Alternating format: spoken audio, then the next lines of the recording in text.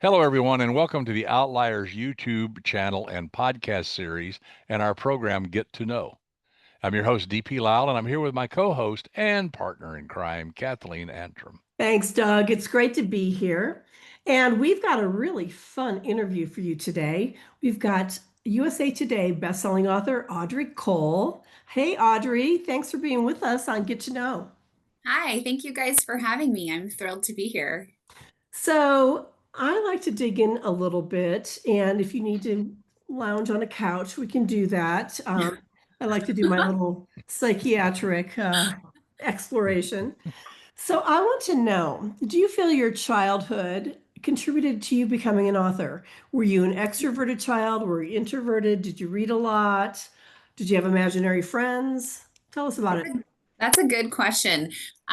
Yes, I think definitely I've always been a reader. I think that that's probably had a huge role in my writing career. As a kid, I was reading Nancy Drew, and then, when I was in college, reading thrillers. And so that is what I write. I write what I love to read. I did definitely make up my own newspapers and stuff as a kid. So I was writing too, but I think that my love for writing probably started as a reader. And yes, I think I'm more introverted, imaginary friends. Yes, talking to myself. Yes, I have a daughter now. She's 9, and I feel like she's the same way. Like I can tell sometimes she's just in her own head a lot, especially when, she's supposed to be cleaning, and I'm the same way. It's so much more fun to just tell yourself a story in your mind than to do household stuff. But Yeah. yes, so definitely I think, but I took a different career path. I went to college, became a nurse first. So I don't think writing for me, it was always something fun. It felt like a hobby. I loved reading. It was not something I think I grew up thinking I'm going to do this for a living someday. But I'm so thrilled now that I can. So what was the turning point? How did you end up starting writing and deciding, you know what? I'm going to make Yeah. this a career. I really didn't start writing my first novel until I was in my late 20s, which I feel like is later than a lot of people that I hear they started writing stories and things in high school. And so I started with the first chapter. I just had an idea. I got my inspiration from true crime. There was a killer in Oregon. He was on death row, and he was petitioning to donate his organs after execution. And it was a debate. It was like an ethical debate about whether he should have the honor to do that. And then there was medical debate about and just could the state put someone to death and then use their organs for good? There was just a lot of it was in the news, and I found it really interesting. And it made me think he'd been convicted of just this horrific crime. And it made me think, ooh, I wonder how I would feel if like someone I was close to, like my husband, got an organ from someone like that. Like, would that be weird? And it kind of just started this story in my mind. So I was still working as a nurse and just kind of wrote a chapter here, a chapter there. And then I moved to Australia in 2013, and it took me a few months to get my nursing license transferred over there, so I couldn't work. I had this like forced kind of staycation where I so during that time I just went for a lot of walks. I wrote. I kind of took the time to get it to the point, that first book, that I felt like this could actually be a book someday. Like I think I could actually finish this. I think in those 3 months I probably still had just 50,000 words, so it still took me. It started working, and then over the next couple of years kept writing a little bit more, just kept, it was just really on my mind all the time, kind of in the background. And so it took me the longest to write that book. Now I write them in about 6 to 7 months, but that book did take years. But I do feel like I, it turned out really great. Just all of that. I kind of wish I could still take that long to write each book, because I feel like it was really fun to just really be able to live it in my mind and think everything through. And then once I had it finished, I went to a writer's conference, and then started to got an editor and started to kind of dive into how could I get this published? How can I make this the best possible? And then kind of started the learning journey of um, publishing, and what all of that entailed, and marketing and editing and all of those things. So that was then another journey in itself. So I ended up self-publishing that book, The Recipient, in 2017, I believe. And and then just kept learning everything I could about the craft, about marketing.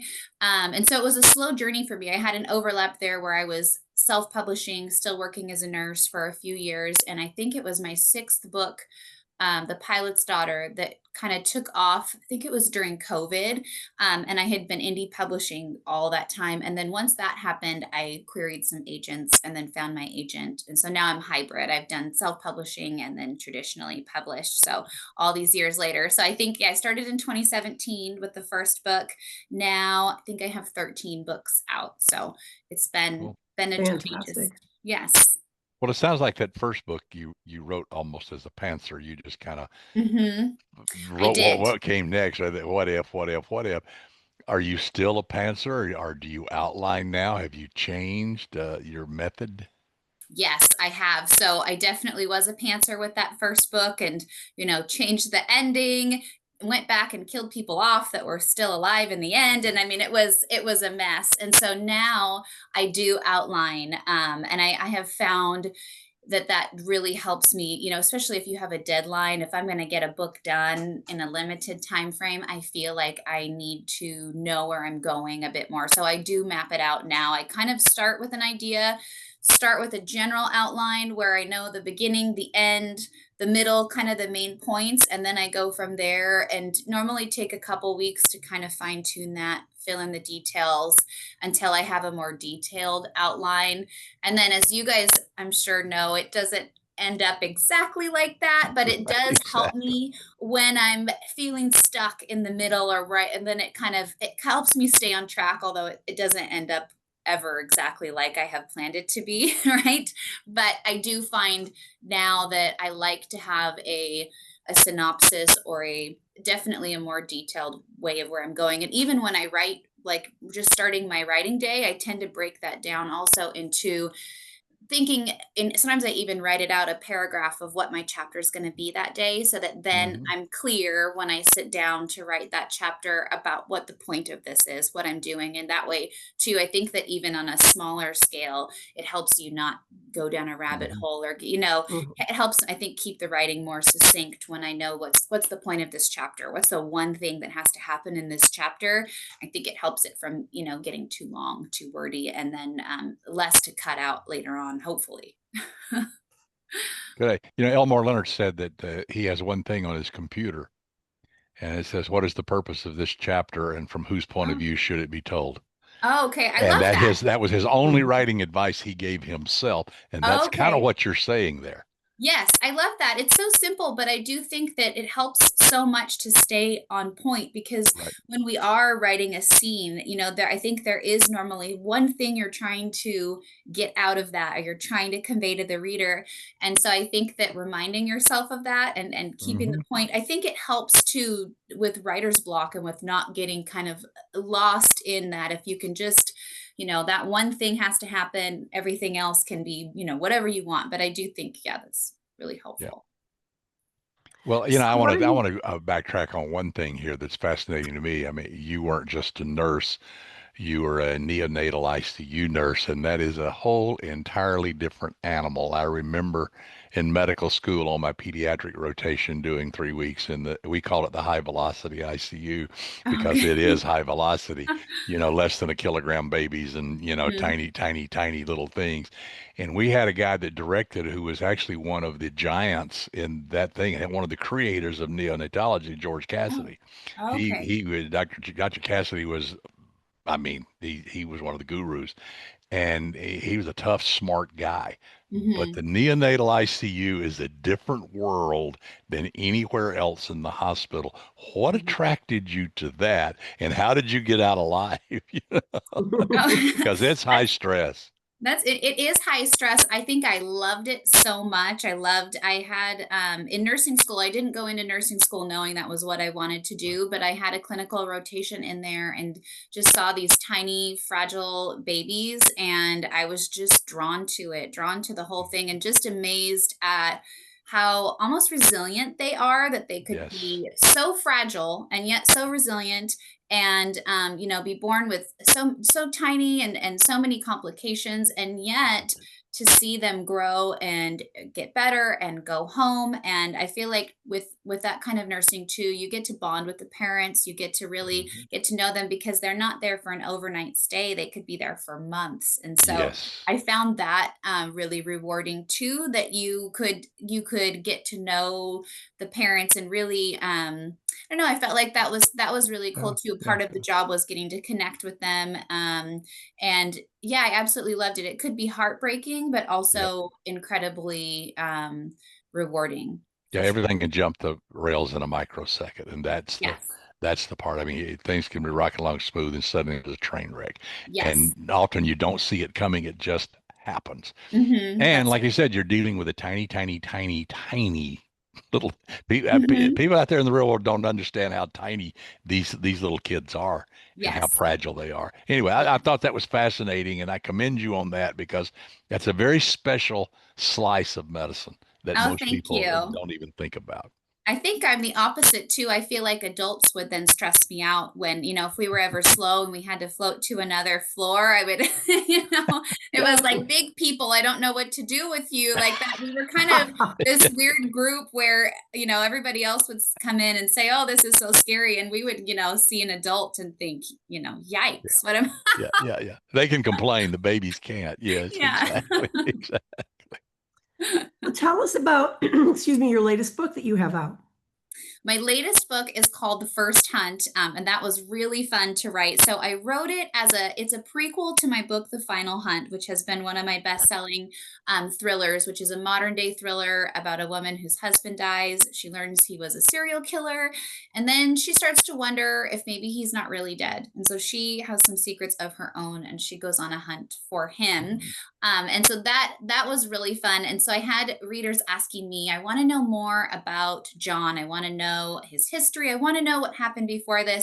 So I wrote a prequel. It's set in Seattle in 1985 and 1990, which was super fun too. I listened to music from back then the whole time when I was writing it. It's kind of dark, gritty. And I ended up putting some inspiration from the Green River Killer in there. So it's kind of inspired by true events, although there's this fictional story going on. So it's about a crime reporter. She's trying to solve her sister's murder. She thinks that her sister might have been a victim of the Green River Killer. Detectives disagree. And so she embarks on this journey. She becomes a true crime novelist, very successful, and ends up getting intertwined in a way that connects to the characters in The Final Hunt, and on her journey to figure out what happened to her sister. So it's a little bit of an origin story to The Final Hunt. It's got John, who is Cameron's husband in The Final Hunt, who is the serial killer. So it goes into kind of the psychology of how he became who he was, as well as bringing in a totally new story, a new history there of new characters and how that ends up affecting the whole thing. So it was really fun, dark, I would say dark, gritty serial killer thriller in the 80s in Seattle, very atmospheric. And I had a great time writing it. It was one of those books where I'm sure you guys have had this happen afterward. It was hard to kind of keep my head in that different time frame. I felt it was challenging, but when it was done, I really missed it. Like I missed the characters, I missed the Mhm. time frame. I found I was still listening to all that music. I made a playlist on Spotify. I was very nostalgic about it after it ended. Good music back then, So yes, Yeah, yeah, yes, yeah, yeah, Absolutely. definitely. yeah, yeah. Yeah, Yes. for sure, for sure. Well, Audrey, tell us or tell our viewers where they can buy your Don't you have book. something coming though? I do. So I also have the trip is coming in January, and that is about five girls. They go on a senior trip. They come back as four after going on a Oh, rafting okay. trip in the Olympic Mountains, and then they go on another trip. The surviving women, 20 years later, a sailing trip, and the captain goes overboard in the night, and they realize they're all lying in some ways about what happened 20 years ago, and someone doesn't want them to come back alive. Cool. Oh, wow. Yeah. Yes. That's going to be another juicy one. I can't wait Yes, to that read one it. was fun to write too. Yes. Thank you. No doubt. So tell us, or tell our viewers, Mhm. where they can buy your books and where they can learn more about you. Okay, they can find me on Amazon. My audiobooks are anywhere audiobooks are sold, so Spotify, Audible. You can also find me on my website at audreyjcole.com. And I'm on Instagram, Facebook, and TikTok at Audrey J. Cole. Fantastic. You've been Cool. a great interview. We have to have you back when the next one's coming Thank out. you. I Tell would you more love about that. that. For sure. Thank And I you. also want to ask our viewers to please click the thumbs up. It helps with the algorithm and gets the interviews out. And if you like what we're doing here on Get to Know, please click subscribe. It's free to subscribe, and we'd love to have you. And I'll throw it back to you, Doug. Audrey, thank you so much. This is so much fun. And again, I congratulate you on your career as a neonatal nurse. Special, special, special, special. And I appreciate that. And I love that you're a writer, and I love that you're a storyteller, and evolve from all of that. And that's fantastic. And yes, we want you back when the next book comes out. So that'll be after the first of the year. Just let us know, and Okay. we will do all this again. Okay. Thank you Uh, guys so much. It was so fun being here and chatting with you. thank Great to you. have you. You're a great interview. Oh, thank Well, I want you. to thank everyone for watching and listening. And as you know, this has been the Outliers YouTube and podcast series and our program Get to Know. We will be back with more interviews and more fun. Until then, keep reading, keep writing, keep having fun, and try not to get caught.